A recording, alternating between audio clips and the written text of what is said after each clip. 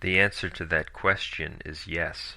We find a clear example of such a case in the Great Western Schism and with the great St. Vincent Fair. As many people know, the Great Western Schism was a time of massive confusion. It lasted from 1378 to 1417. During the Great Western Schism, there were 2 and sometimes 3 different people claiming to be pope. There was only one true pope, of course, but at times 2 other anti-popes. Many different priests and bishops were ordained and consecrated by these anti-popes and by those who had been elevated by them. Near the beginning of the Great Western Schism, St. Vincent Fair was ordained in the year 1379. St. Vincent was from Spain, and shortly after the schism began, Spain took to the support of anti-pope Clement VII, the first of the Avignon anti-popes. St. Vincent was ordained by Cardinal Peter de Luna, who was one of the supporters of anti-pope Clement VII, who had been excommunicated by Pope Urban VI for supporting the Avignon anti-pope. So St. Vincent Fair was ordained by an excommunicated cardinal who was in support of anti-pope Clement VII, and that very cardinal, Peter de Luna, would go on to become anti-pope Benedict XIII, the second of the Avignon anti-popes. So St. Vincent was clearly ordained by a bishop and a cardinal who was not a lawful superior, but who in fact had been excommunicated by the true pope. St. Vincent was not guilty of sin because of the very confusing situation about which election was the canonical one, Urban VI or anti-pope Clement VII. But there is no doubt about the fact that Pope Urban VI was indeed the true pope, and that the cardinals supporting the anti-pope were not lawful superiors. Therefore, St. Vincent Fair was not ordained under a lawful ordinary in the Catholic Church, and he was not sent or given jurisdiction to hear confessions by a lawful ordinary in the Catholic Church. That is a fact.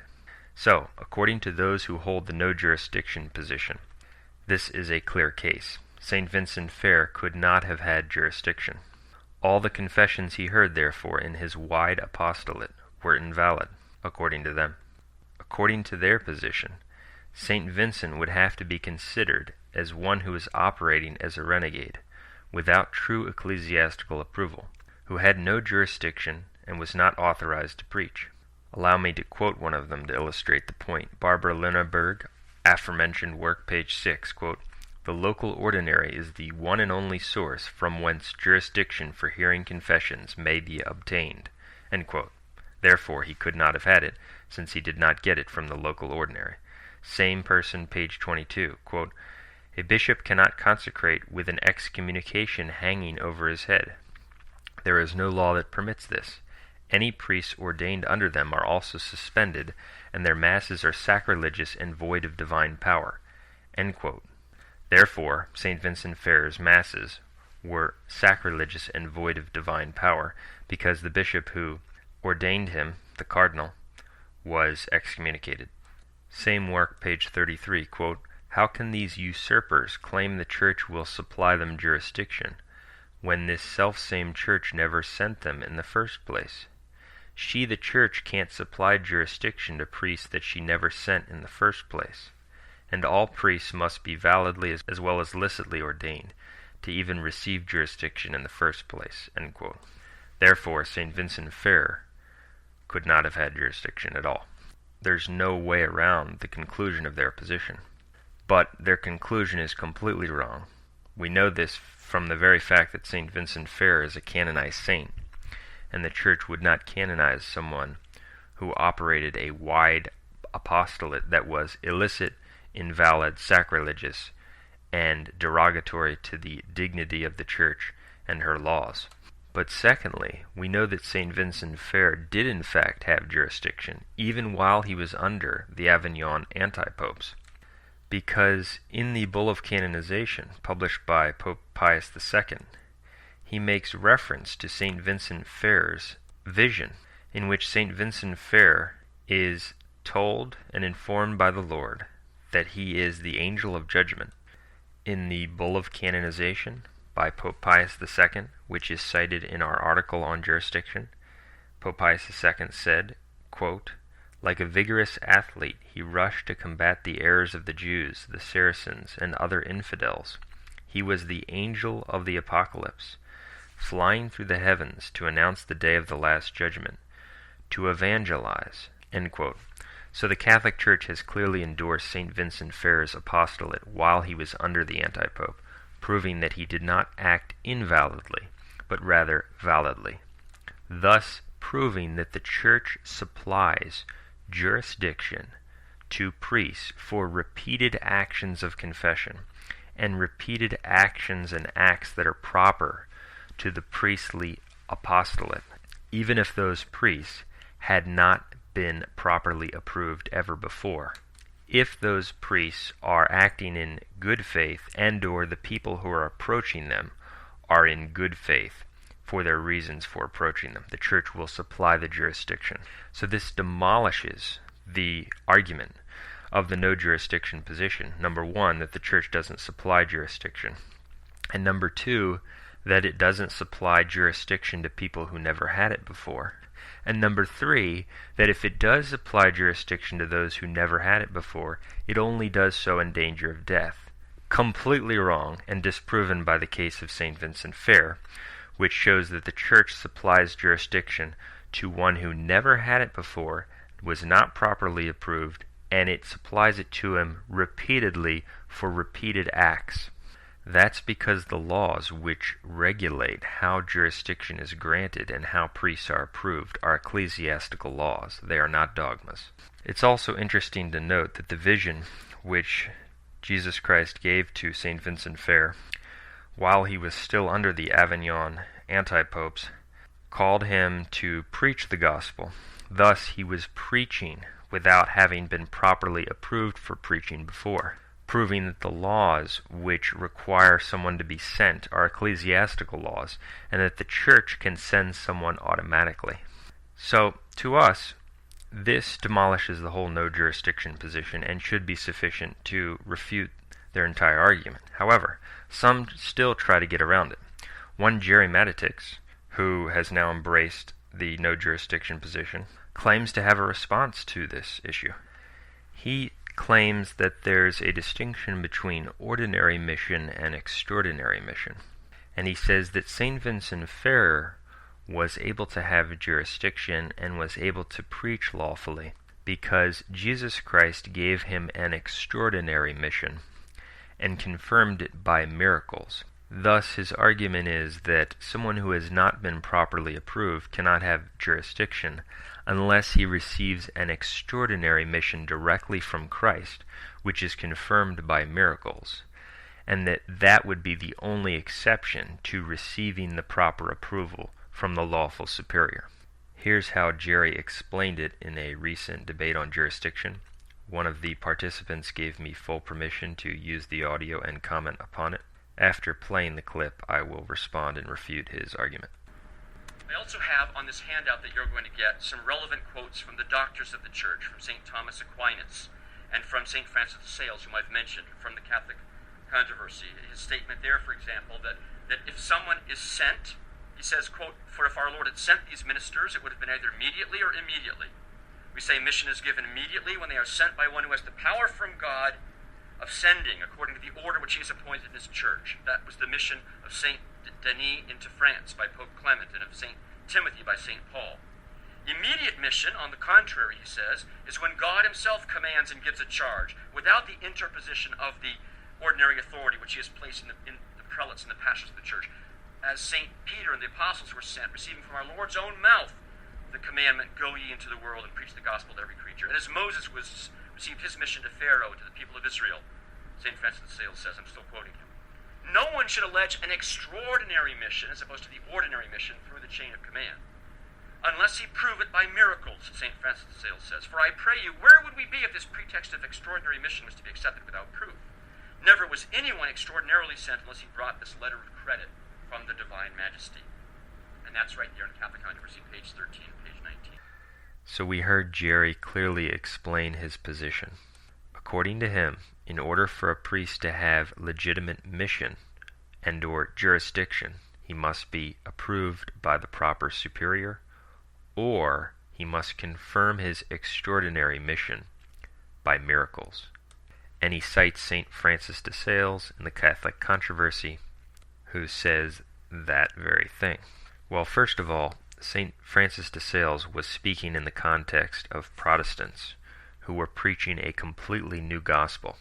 He was illustrating to them the absurdity of their position, for not only were they preaching a completely new gospel and new teachings which are not consistent with the faith handed down in the church from the beginning, but they also don't have any approval from the existing hierarchy or authorities, and cannot confirm either their new teaching or their lack of approval by miracles. He was not talking about a priest who is trying to be Catholic but lacks a valid Catholic superior to have recourse to. It's completely different, and so the argument is not to the point at all. But secondly, Jerry's argument is completely refuted when we consider its implications. According to his argument, the only priests in the Great Western Schism who would have acted validly and or legitimately would have been the priests approved by the valid line of popes and bishops, or the priests working miracles. So St. Vincent Ferrer might have had an extraordinary mission according to Jerry because he worked miracles and was sent directly by Christ. But what about all the other countless number of priests approved and ordained and elevated under the different anti-popes? Anti-Pope Clement VII had 36 cardinals. How many priests did they ordain? According to Jerry, they were all invalid and sacrilegious usurpers because they weren't working miracles. But that's not what the Church taught. When the Church resolved the Great Western Schism, it didn't even raise a problem with the lack of jurisdiction among the different lines. It actually simply said not to worry about that in the bull Ad Evitanda Scandala of Pope Martin V, which resolved the crisis. At the Council of Pisa, for example, in 1409, while the Great Western Schism was still well underway, this was the council which eventually elevated the third line of anti-popes. At this council, you had 24 cardinals, 4 patriarchs, 80 bishops, 89 abbots, 41 priors, the heads of 4 religious orders, and representatives of virtually every university. How many of those priests and bishops were elevated and ordained and approved by unlawful superiors? Almost all of them. Therefore, none of them had jurisdiction, and their preaching was unlawful and sacrilegious, and all the faithful during that time who approached these men to hear confessions were not having their confessions heard validly, according to Jerry's argument, because the only one we know of who was working miracles was St. Vincent Ferrer, or maybe a few others. That is absurd on its face, and completely refutes Jerry's argument, because if it were true, the Church surely would have remedied that serious problem, and told all the people who had made confessions to all of these different priests and bishops who had been elevated under these unlawful superiors and bishops and anti-popes, to redo those confessions and the other acts which were performed under these unlawful superiors. But it didn't do that at all, simply because it understood that the Church supplies the jurisdiction. It didn't hold this pharisaical, legalistic, completely false and schismatic position that Jerry and these other no-jurisdiction advocates hold. To further show the absurdity of this position and the argument that Jerry advances, at the Council of Pisa there were over 100 doctors of canon law, 200 doctors of law, 10,000 visitors, all of them making invalid confessions, according to the argument. And in their dishonesty, these advocates of the no-jurisdiction position might turn around and say, well, no, the Church could have supplied it. Well, when they admit that the Church could have supplied it to these men who were elevated by unlawful superiors, approved by unlawful bishops, and were not working miracles, Okay, you are therefore disproving your entire argument and admitting that the priests who are functioning independently today, because they can't have recourse to a proper superior, and those laws aren't intended to bind in this situation, and these laws are all directed toward the salvation of souls, which is the supreme law of the Church, the laws cannot impede the salvation of souls. And when they come to impede the salvation of souls, they cease to bind.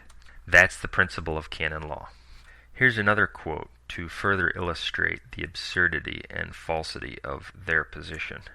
The Pisan antipope Alexander V, during this Great Western Schism, who was supported by over 100 doctors of canon law, and so obviously some of the faithful in good faith might have believed that he was the true pope, he published a bull called Regnans in Ecclesia on October 12, 1409. This bull gave the preaching friars, the Minorites, Carmelites, and Augustinians, full and uncontrolled power to hear confessions in every parish in Christendom. End quote.